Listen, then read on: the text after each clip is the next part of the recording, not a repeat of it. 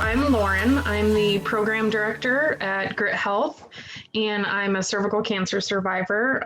I see some familiar faces and some unfamiliar faces. So thank you all again for being here with us today. I'm excited to, as promised a few months ago, that I would get somebody on to give us the real deal information on nutrition, and I finally made it happen. It's been in the works, but it's here. It's happening. So again, thank you for attending. If you want to, like Nicole just did, open up your chat window and tell us where you're tuning in from. That would be good, just so we know who's here. So just a few things about tonight. We are going to have, let me turn on captioning because I always forget to do that. Thank you, Jess. So we have Dr. Krystle here, and she's going to be talking with us, but I wanted to let you know that for today, we do have this, as you can probably see everyone on your screen, we're doing this meeting style, so we can feel a little bit more together and hanging out. With that being said, we are also recording this meeting because we had a lot of people register, but not necessarily be able to make it tonight. And I want to have this information for you guys later on. So we are going to have somebody try and edit the video, see what we can do about taking names off and whatnot. But if you do not want your video or picture shown, please turn your camera off. If you don't want your name, again, we're going to try and edit the names out. If you don't want your name shown, please just change your name in Zoom. You can do that by right-clicking on your picture, and you can change your name option. So with it being said, we will be taking questions throughout the program. You can drop them in the chat, and we'll try to monitor that chat, and we will stop every so often for questions here and there. And I think that's pretty much it. I'm excited. I'm ready to learn after I just shoveled some food in my mouth. So I'm nice and full and ready to talk about nutrition. So without further ado, I will turn it over to our speaker, Krystle. Thank you. Awesome. Well, thank you for inviting me. I've been able to speak at a few of Gryt Health's events, and I always appreciate the opportunity to connect with patients and survivors. So I do have kind of like a presentation with some slides getting at some of the most common nutrition and cancer myths, but as she said, I'll be taking some breaks throughout this so I can make sure that I am addressing your questions. But based on my experience, these are some of the most common ones that I get. So I'm gonna go ahead and share my screen and wanna make sure everyone can see this. Thumbs up, cool. All right, so get the dish on nutrition and cancer. My name's Krystle Zuniga. A little bit about me. I have my PhD in nutritional sciences, and I did research on diet and cancer. I am a registered and licensed dietitian, and I work as an oncology dietitian at the Livestrong Cancer Institutes at Dell Medical School at the University of Texas at Austin. So I am in nice, warm, sunny Texas right now. So first, starting off about nutrition, and what I love about nutrition is you are what you eat. We are literally made up of the nutrients that we consume. So food is more than fuel. Yes, it provides us energy, but also there are nutrients that serve as a building block for every single cell in the body. So obviously, nutrition and our dietary choices will impact health because they are what are building our cells, and our cells are what make up who we are and how our body functions. So I know that there's a lot of survivors in this group, so wanted to start off with what is the general guidelines for cancer survivors. And this is based on, if we look at these major organizations and the guidelines that they have put out to reduce the risk of recurrence and also reduce the risk of getting cancer, is American Cancer Society, American Institute for Cancer Research, American College of Sports Medicine also has guidelines, and the National Cancer Institute. And you look at all these different organizations and scientists that all get together and look at the research, and they come up to the same general consensus about the role of maintaining a healthy body weight, being physically active, eating a healthy diet pattern that's rich in plant foods. but that's boring, right? Like people have heard that message over and over again. And unfortunately, like this is the general guidelines we have for prevention of heart disease and diabetes and Alzheimer's disease. This is generally our dietary guidelines for Americans, but that same message just seems to be tuned out and it's boring. And so what we end up with are a lot of people spreading misinformation about nutrition, which adds to the confusion about nutrition. So what I wanted to do here today, again, was address some of the most common things. I hear questions about nutrition and some of the most common topics, myths and facts, right? So what are the common themes that are out there, information being shared versus what are the actual facts and messaging behind that? Okay. I think a general myth is that you need to be following an organic, all natural, no chemicals, unprocessed whole foods diet, that is the only way to health. It's chemical free, nothing in your diet that is processed. Well, first I want to talk a little bit about organic, and especially you might have seen the environmental work group release their Dirty Dozen. I'm going to get into that too. What does that even mean?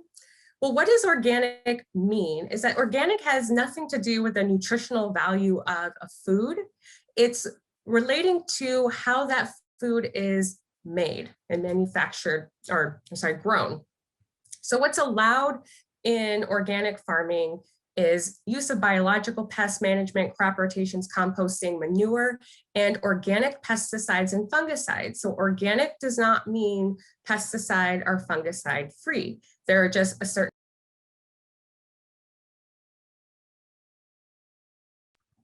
sorry, got muted for a second. Can you hear me? Okay, sorry, it says I'm muted, but you can hear me. All right, organic pesticides and fungicides are allowed.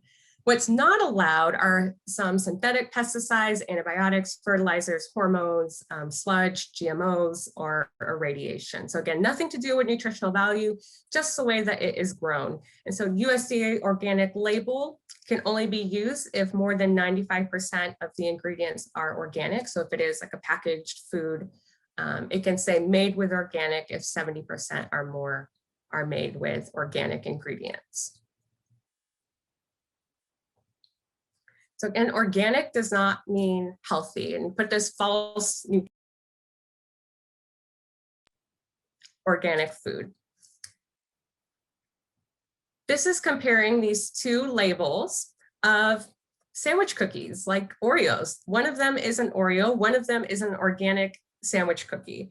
If you look at the nutritional value of these two cookies, they're similar in calories, similar in fat, similar in sodium. Like honestly, I don't even remember which one is Oreos and which one is the organic cookie. So it is still important to look at the nutrition labels of these products, because organic cookies, chips, other snacks that could still have the same amount of calories, protein, fat, sugar.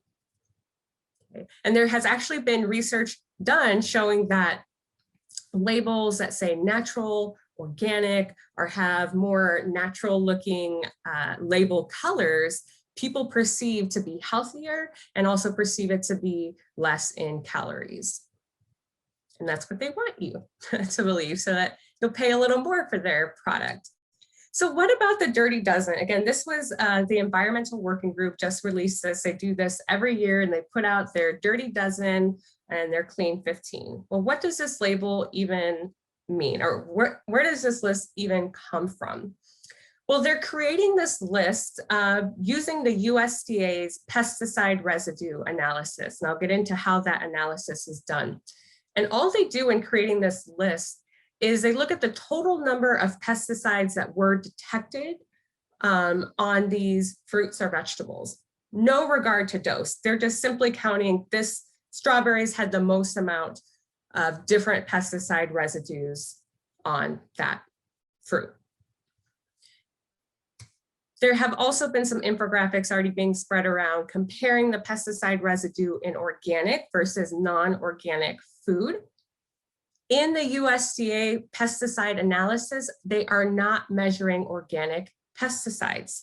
They're only measuring the pesticide residues used in conventional farming. So yes, organic foods should not have conventional pesticide residue on them because they are not allowed to be using that in their farming. But again, that does not mean that those organic foods don't have pesticide residue. But I'm not trying to scare you about pesticides. In fact, I want to show you what that actual full analysis, so that 2020 our environmental working groups list is based off of this analysis. So the USDA does random sampling of fresh and processed fruits and vegetables. They also do a few grains and other products. 91.3% of the nearly 10,000 samples were conventionally grown. Almost a little over 40% of the food sampled had no detectable pesticides, none. So almost half of them had no detectable pesticides. Again, most of the sample was conventionally grown. Only 1.3% of the samples had pesticide residue levels above the EPA limits. That might also seem scary to people, but know that the EPA limits are set far below what would cause harm in an individual.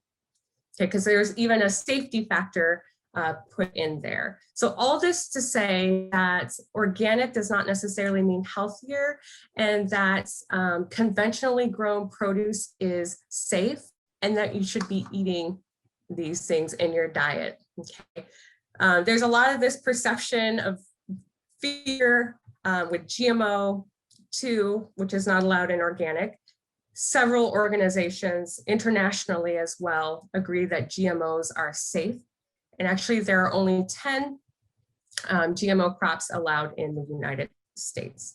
So it's not, so it's funny, you'll see that a product will say it's GMO free. Like there's not even a GMO version of this food. For example, ketchup, there is no GMO tomatoes even allowed. So all ketchup is going to be GMO free. They just pay extra to put that on the label. Okay, so consuming a diet rich in fruits and vegetables, whether grown conventionally or organically, can lower cancer risk and improve health. There have been numerous studies done on the benefits of fruit and vegetable consumption in large populations all around the world. Over and over again, consistently, we're seeing that higher fruit and vegetable consumption associated with better health outcomes. And those studies do not decipher between those that are consuming organic versus non-organic. Again, the organic movement is pretty recent. There have been no human studies to show if organic foods are better in terms of reducing the risk of cancer recurrence or progression. Okay.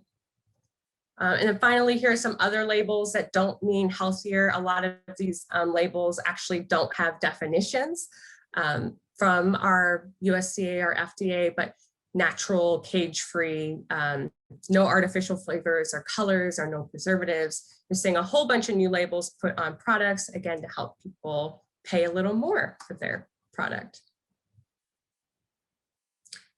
Okay, and so I think this would be a good time to stop for our first set of questions, kind of talking about organic and yeah.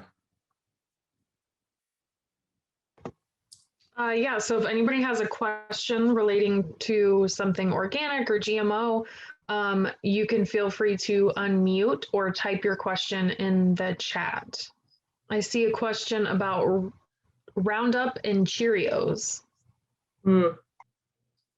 So that is something that will be found in grains. I'm not super familiar with that. I know there's also some discussion about there's some heavy metals found in baby food. That was also something recently talked about. It's like, yeah, we do need to be careful about, there are metals in our soil. There's always been metals in our soil. And so that's why it becomes really important to have diversity in your diet. So if there are high amounts of residue in a particular product, that you're not completely relying on that product as a sole source of nutrition. So you shouldn't be consuming that much. So we could test everything and anything in our food system, and we're going to find chemicals, we're going to find pesticide residues, we're going to find heavy metals because they are in our environment. The key thing to keep in mind here is the dose, how much of that you would have to consume at one time every day for the rest of your life before it becomes something that is of concern. And I'll get into a little bit about our natural detox systems to handle our environment full of chemicals.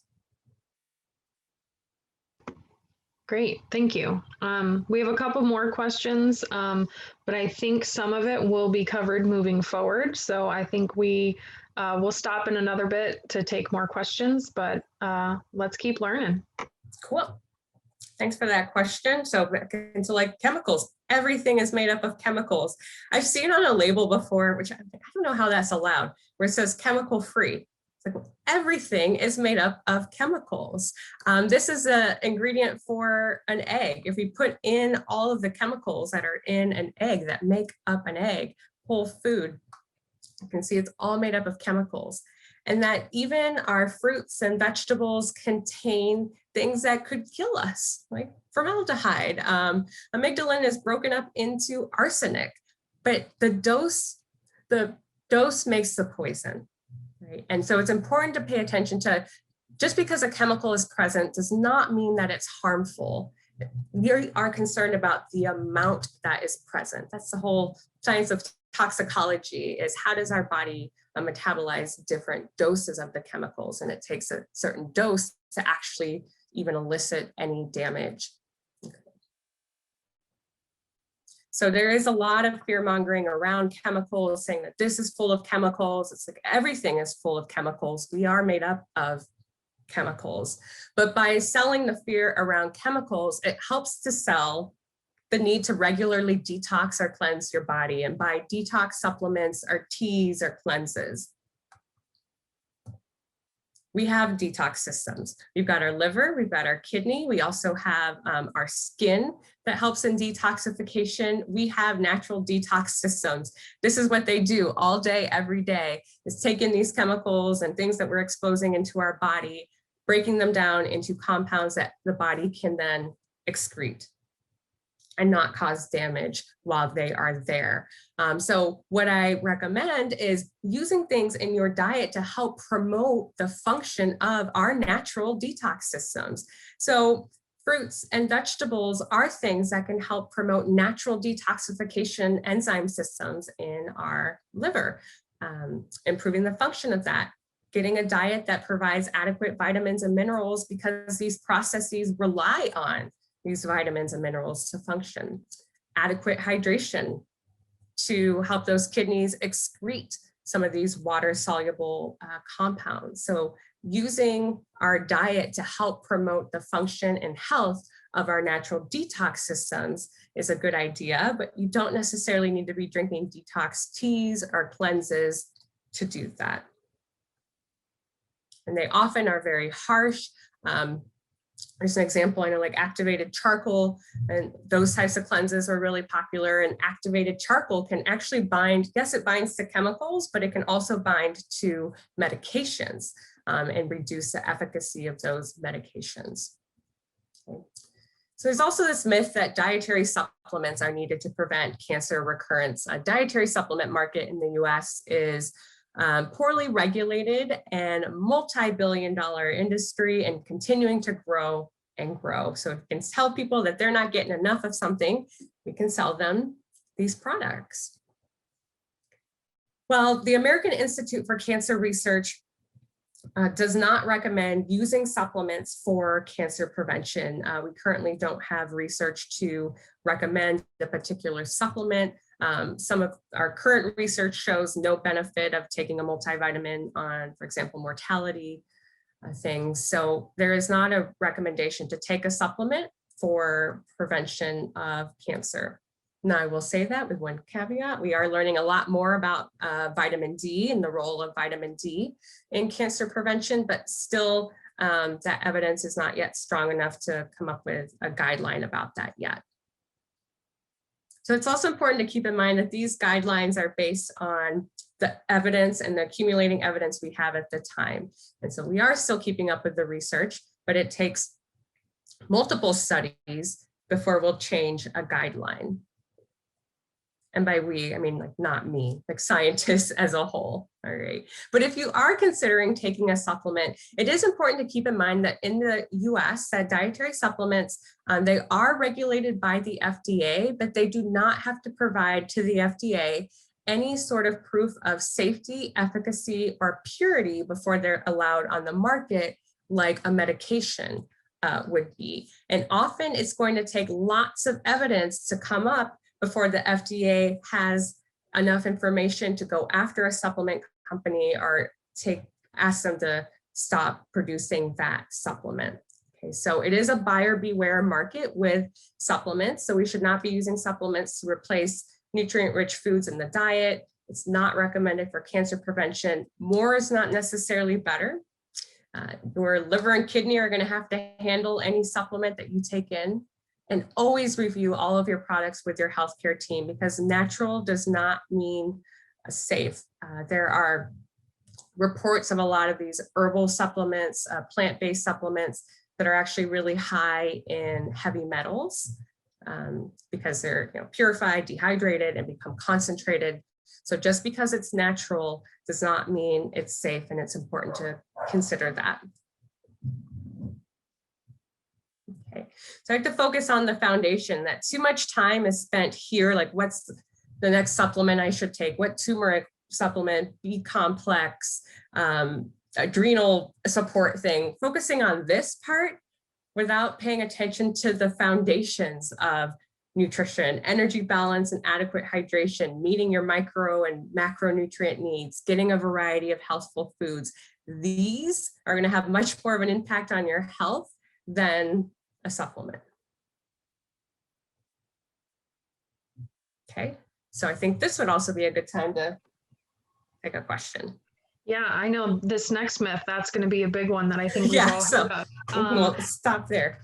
Yeah. Yes, before we get into this one, we had a couple questions in, but Krystle, you made a great point that I don't think I mentioned at the beginning, that this is all for your information, the same as the information you read on the internet. It's information, and you should always be consulting with your medical team before starting or stopping any new diets, supplements, anything like that. Because Krystle, you made a great point that some of these supplements and things that people take can actually have a bad effect on their medication and counteract it. So cannot encourage enough that you should always talk to your medical team. So one of the questions that came in that I found was interesting when we were on the detox topic was, what if from treatment or my actual cancer, my kidneys or liver are compromised? Right, that would be actually an example of a population that should not be doing these really concentrated detox or liver things, because those are the organs that are going to have to handle when you take those things in. And we don't know what are in these detoxes and cleanses. That's, again, they're kind of under that dietary supplement realm. So we don't know what's in them, how much is in them. And so you do need to be careful about what you are introducing that they're going to have to metabolize and take care of.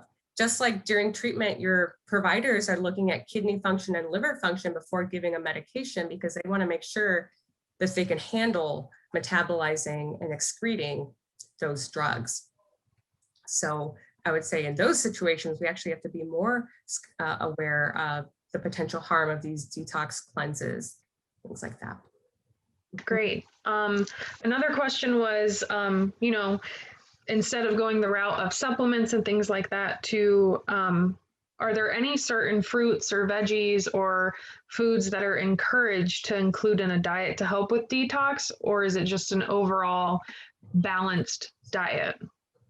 Yeah, I'll get into a little bit about that in a future slide, but there is a lot of research on things like cruciferous vegetables.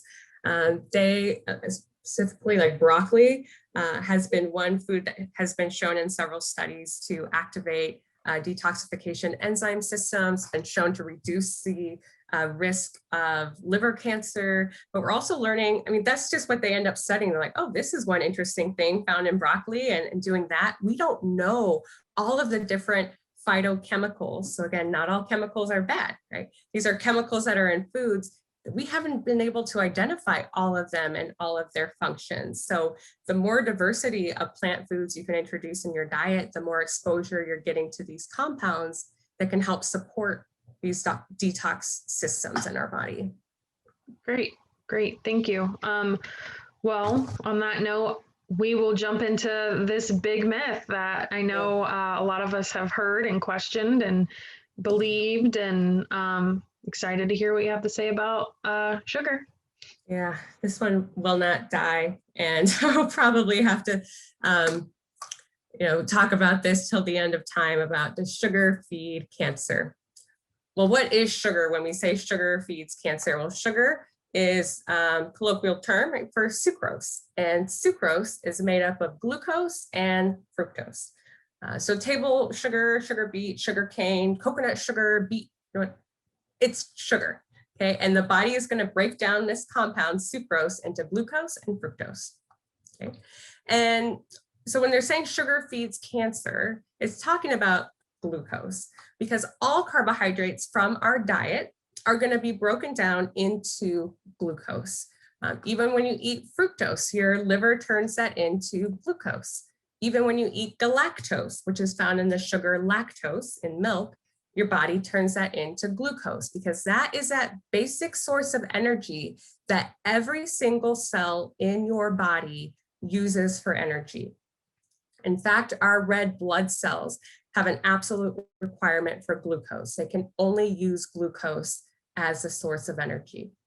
So whether you eat a lot of sugar or a little bit of sugar, your body has to maintain a certain amount of glucose in the blood to sustain life. You cannot get glucose down to 0 because you would die, okay?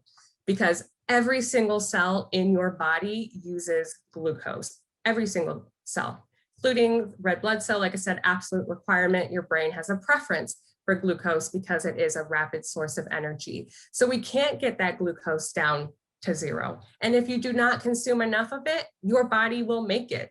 It'll turn protein into glucose. It can use the backbone of triglycerides and turn that into glucose. It is such an important thing, but again, our bodies can make it. So we can't selectively starve cancer. Now, this myth kind of comes around that, well, the tumor cells are preferring, these cancer cells prefer glucose. Well, why? Because it is a rapid source of energy for them. But there is also really interesting research coming out, which we could also consider scary research, is that some cancer cells actually prefer amino acids, in particular amino acids, which are what make up protein.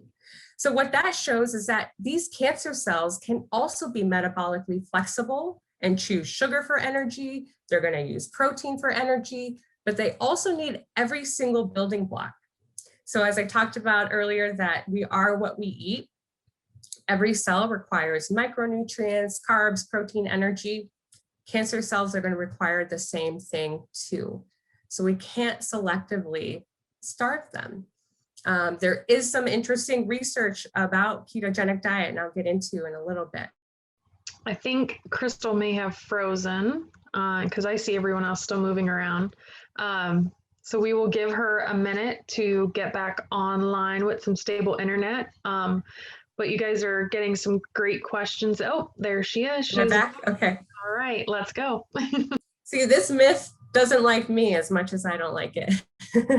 It's trying to shut me up. So I think kind of ended on that high sugar foods can increase the risk of weight gain and increase cancer risk. And it absolutely is a good idea to limit refined foods with added sugar. They're low in nutrients, high in calorie, can raise insulin levels as well. So the recommendation on sugar from the American Institute for Cancer Research is to avoid sugary drinks, limit the consumption of energy-dense foods. And again, I will go into a little bit more about this when I talk about the keto diet and intermittent fasting. Those are another common thing that I've heard. I think I'll go through one more myth and then take questions. But there's this myth that you need to also go vegan, vegetarian, eliminate all animal products.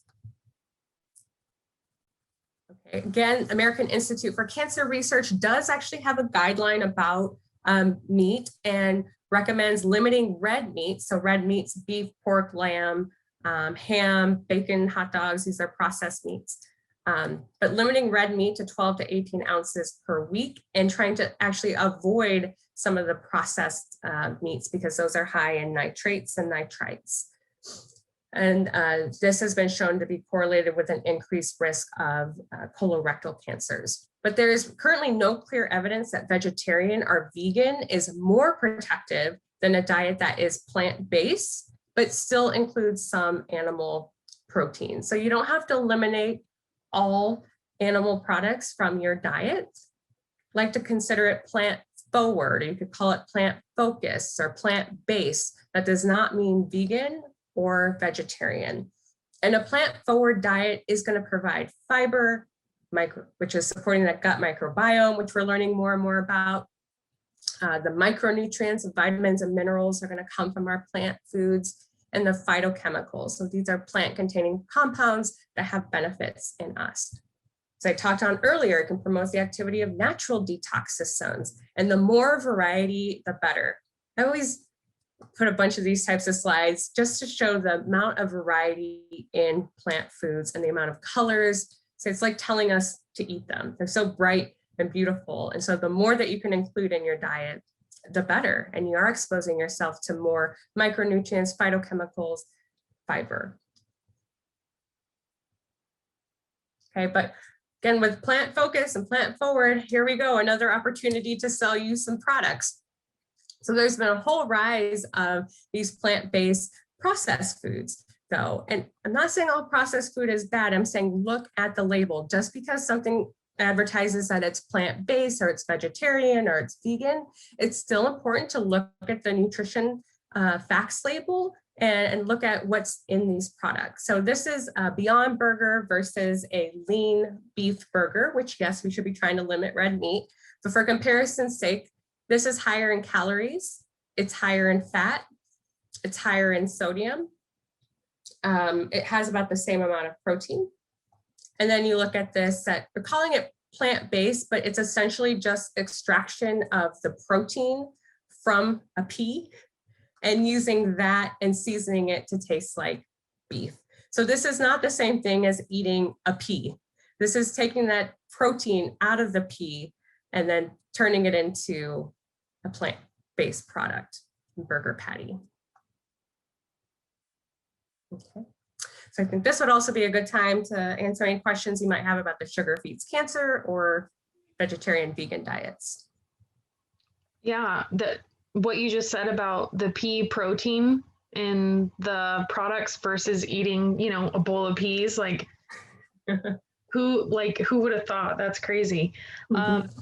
So we did have a question, you know, if people have talked a little bit about cravings in the chat. So some people asked specifically about craving sugar. A couple people admitted to a little dark chocolate craving at night, things like that. So I was wondering if you had any answers on cravings and specifically sugar cravings.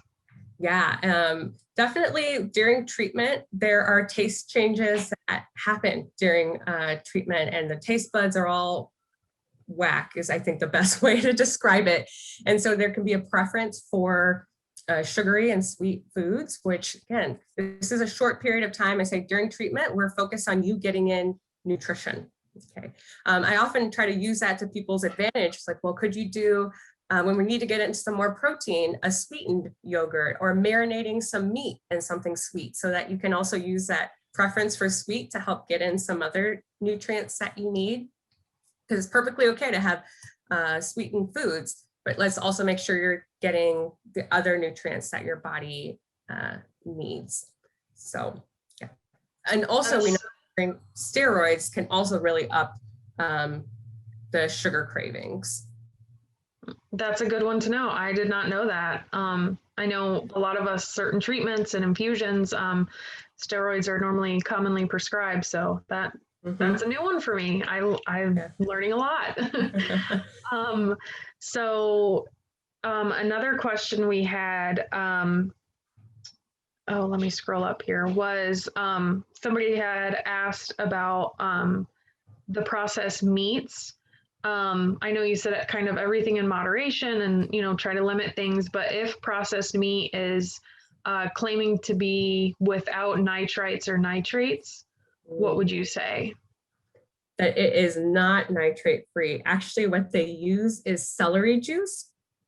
And celery has natural nitrites. So the way that the labeling is, they are allowed to say nitrate free, even though there's nitrates, just using celery juice as a source of it. Wow. Yeah. Wow. Who knew? It's got to stay preserved. Yep, it has to stay preserved. Wow. Yeah, somebody writes in the chat, ew. That's crazy. Yeah. Wow. All right. I think we can go ahead and move on. Guys, keep putting your questions in the chat. I'm trying to pick them up as they come in so we can cover them. But let's go ahead and talk about this soy myth, which I think I've already seen a couple people ask about in the chat. Yeah, there's a lot of discussion about soy and soy products, particularly for hormone sensitive cancers. Might have been told to stay away from soy. Okay, why? Well, soy has these compounds called isoflavones. Isoflavones are a phytochemical. So here's an example of a chemical in food naturally occurring.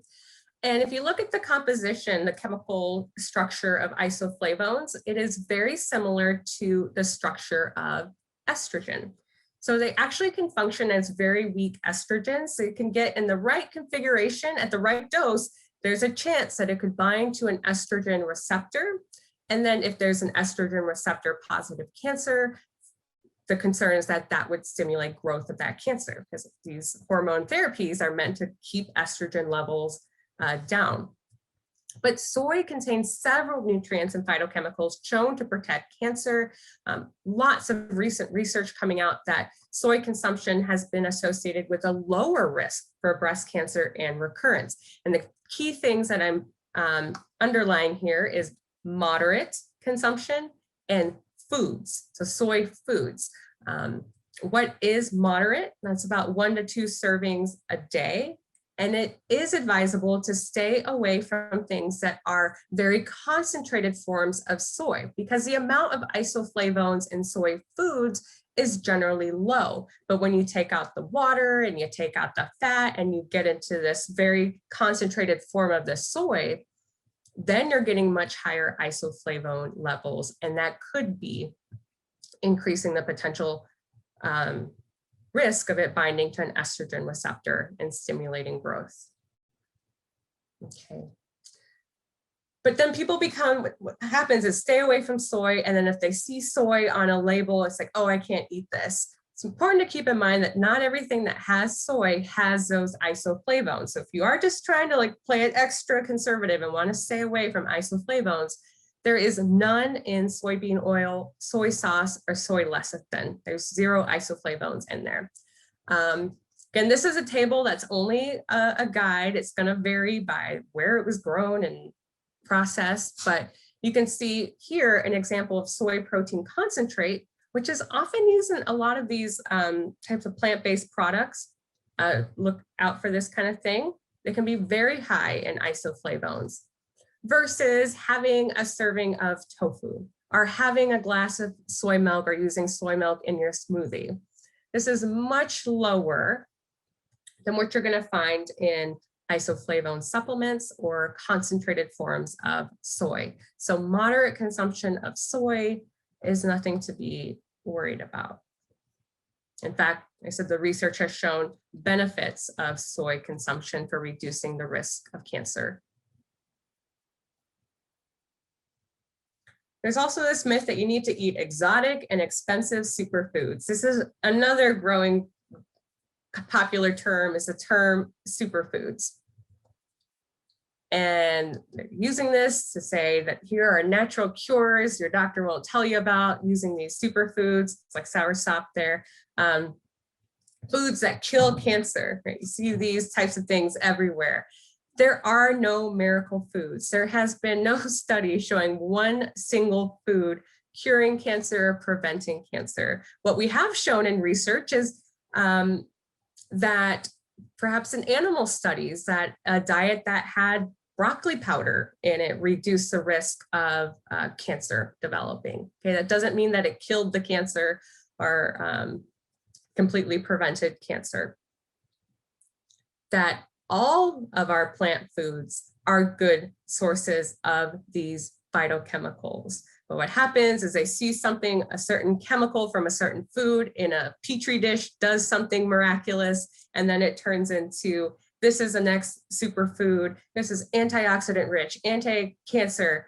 Yeah, all of these phytochemicals can do a lot of cool things in the body. We are learning more and more about how things that were just perceived as the color, for example, lycopene is what gives tomatoes that red color, has anti-cancer compound activity, anti-inflammatory activity. So we are learning more about these different phytochemicals in a variety of fruits and vegetables. Even something as boring as a tomato can have lots of different phytochemicals in them, which have these types of activities in the body. So they are active compounds that provide benefits. They're not essential. That means we can live without them.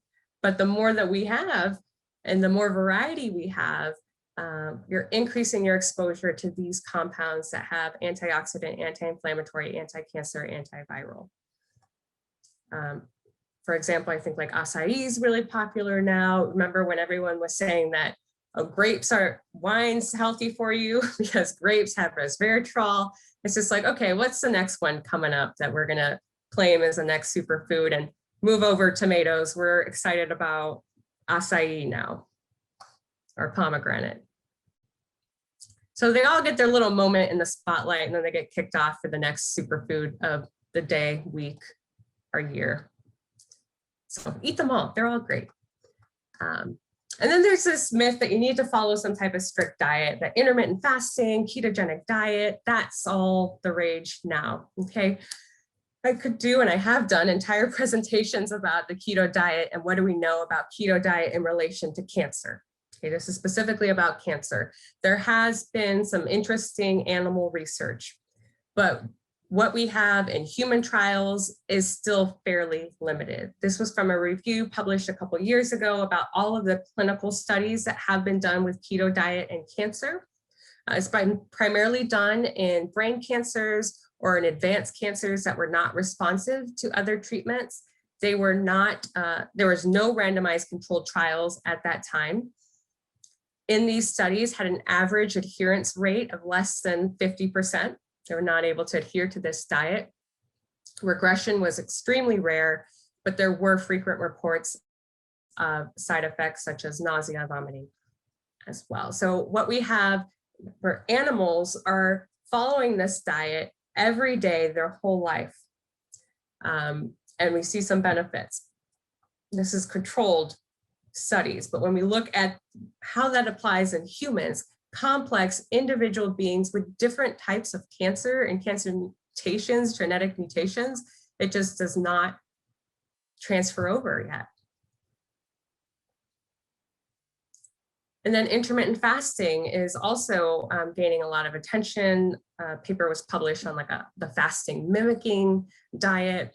Again, pretty cool stuff in cellular and animal models. A theory there being that it's going to help improve longevity and health of a cell, but we have not seen that yet in cancer patients. There has been one study with the fast mimicking diet, and they looked at breast cancer, and they did not see any reductions in severity of side effects. So that was a more recent study done.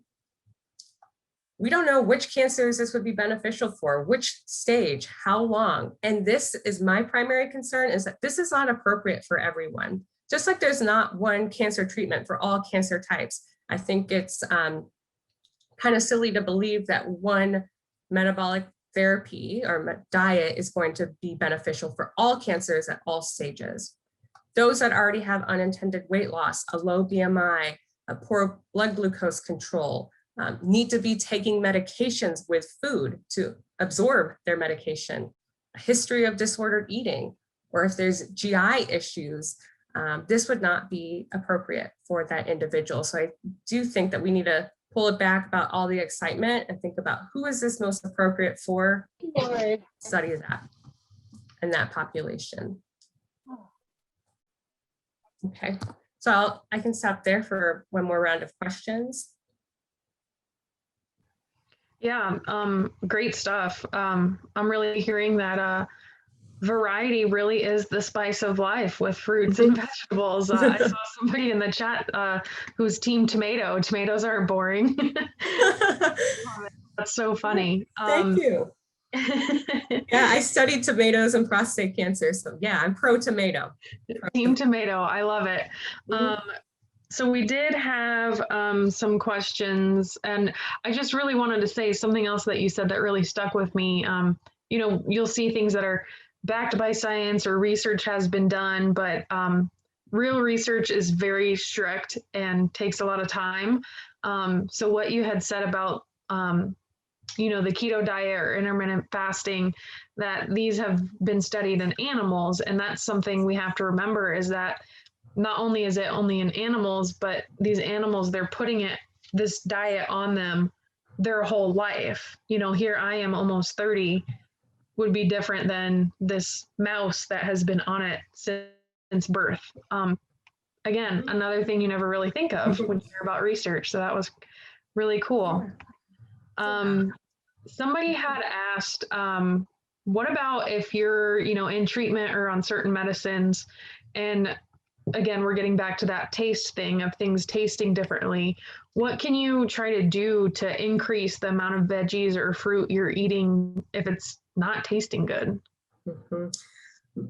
Smoothies. I know it's boring, but like throw it in there, blend it in there, get it how you can. Smoothies and drink through a straw so you don't have to taste it. But even just getting in like one serving, like something is better than nothing. And that's actually leads into my next slide about that. But right, there's taste changes. And again, this is where like something like intermittent fasting, it's like there might be like a good day. If someone's having a good day, they don't have nausea, they're feeling well. And you're like, well, no, you got to fast for 48 hours. We've got to take advantage of the days where you do feel well, do feel up for having a variety of foods in your diet and maximizing nutrition. Yeah, great point. Great point. I always see you advocating for when, especially people in treatment, that, you know, you might be having bad days and you don't want to eat. So those days that you feel like you want to eat, you need to eat. And it's a good day. You're right. It's a good day. Good day to eat. Yeah. I said, you know, one thing that we do have a lot of research on is the risk of malnutrition in cancer and how malnutrition increases the risk of poor outcomes. So our priority is to keep our patients nourished. Great. Yeah. All right. I will let you move right along.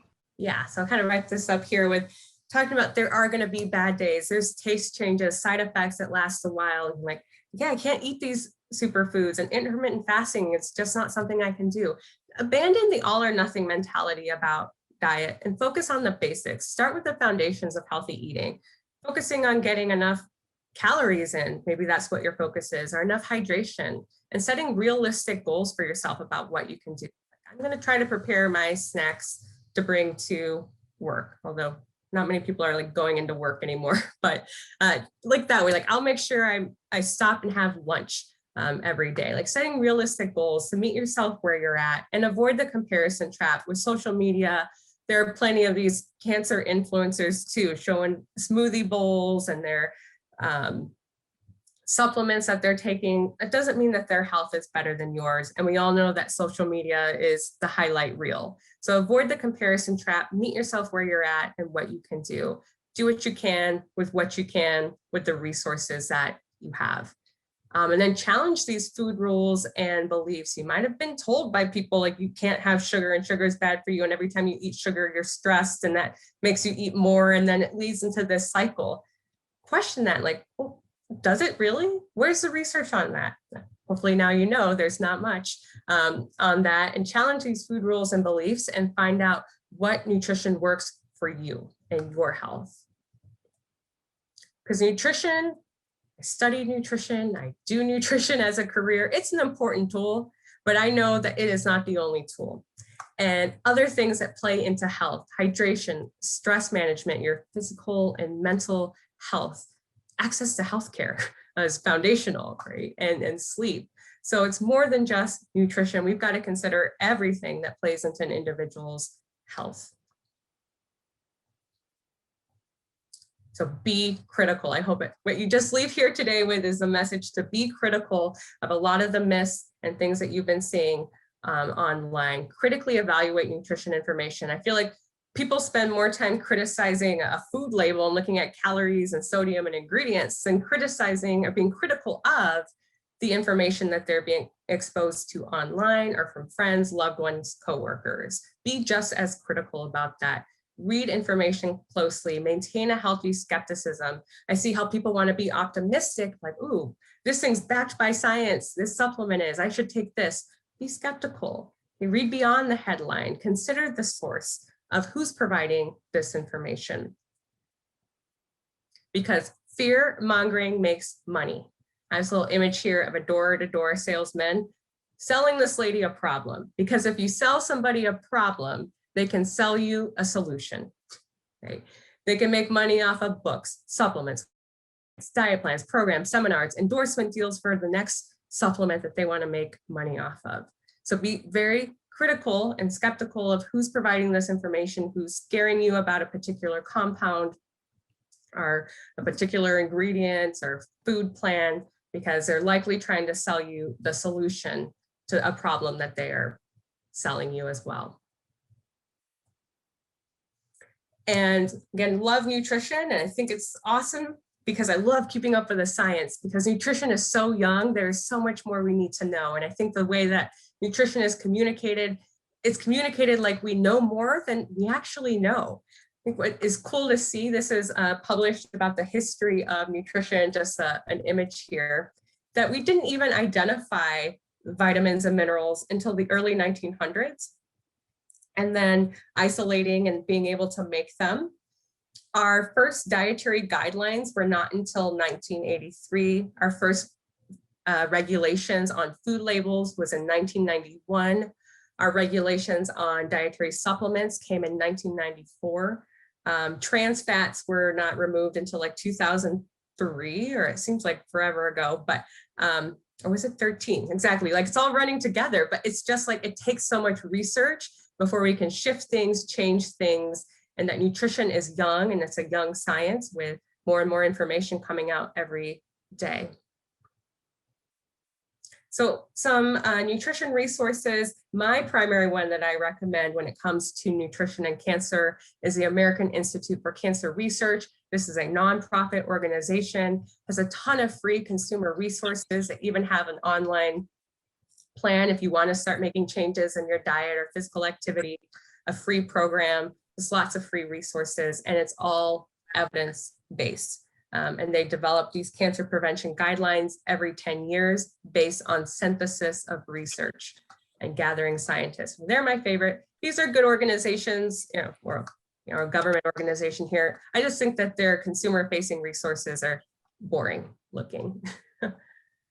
Okay, so if you have more questions about nutrition, working with a registered dietitian can help you develop your own personalized, individualized plan. And a registered dietitian can consider that whole complexity of you and your treatment and your resources and develop an individual plan for you. So I will end there with a few more minutes left for questions. If you want to follow me, I am on Instagram at Real Nutrition Science, and also a cancer focused page, Cancer Nutrition HQ. Thanks, Krystle. I know I learned a whole heck of a lot. I thought I was like, oh, I know nutrition, but I learned, and I'm glad other people are Team Tomato, so that makes me happy. And for those that have issues with acidic food and are in treatment, I hope that soon you can be back on Team Tomato with us. Oh, that's true. Mm-hmm. And crazy that nutrition is young, and you'll see these things on social media and other things that make it seem like people know so much. But I mean, the 1980s, 1990s, I mean, the first food label regulation, 1991, that's only a year before I was born. I like to think I'm still young. So that's young, you know? Mm-hmm. One thing though, I love how you touched on a registered dietitian would be able to help you kind of take that wholesome approach to your nutrition. But I know some folks have went to by recommendation of their cancer center or, a smaller cancer treatment center, who see just a regular hospital nutritionist or dietitian, and they only go over things like, low salt or diabetic, things like that aren't really helping in the realm of cancer and survivorship and treatment. So is there anything you recommend for people who seeing someone, I guess you could say a regular dietitian at their regular hospital, but they really need more cancer focused information? Any advice there? Yeah, no, that's a good point, because there was a recent survey of cancer centers and found that there was one dietitian for every 2,300 cases cancer in those centers. So the ratio is so limited. And so when you're meeting with a dietitian, it's about what's the most pressing issue at that time. So it might be, all right, you're having fluid retention, let's talk about sodium. Your blood glucose levels are high, let's talk about carbs. So it's hard to get that full comprehensive picture in with a short amount of time, and you might not get that follow-up with a patient. So I would recommend seeking out like a dietitian that you could work with regularly. So working in cancer, it's like acute care. Even if you're outpatient, it's acute care, because what's happening one week can vary to the next month you might be on a different treatment, changing medications up. So yes, it will be hard to get all your information from one consult with a dietitian. And unfortunately, that's usually all you're going to get based on the resource load. Yeah, well, thank you again. I know we didn't get to everyone's questions, but like I said, we did record this program tonight. Our video tech wizards at Gryt Health are going to make it all pretty and ready, and everyone that registered for tonight will be notified when it's back up online. And I know Krystle's super busy, but I'm going to bug her to write some sort of follow-up blog with me, just kind of summarizing some of these great things we learned tonight. And then to make it even more special, to have Krystle on during March, which is, Krystle, will you tell us what March is? Yeah, it's National Nutrition Month. March 10th was Registered Dietitian Day. Yeah, so it worked out perfectly. So again, thank you so much. Like I said, I'll be getting a follow-up email out to everyone probably in a week and a half, 2 weeks or so. Our next Gryt Health event is next Wednesday night, a multiple myeloma meetup with the Multiple Myeloma Research Foundation.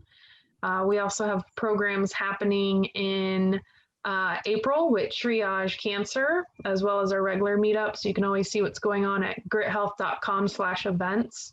And I know Krystle mentioned her Instagram.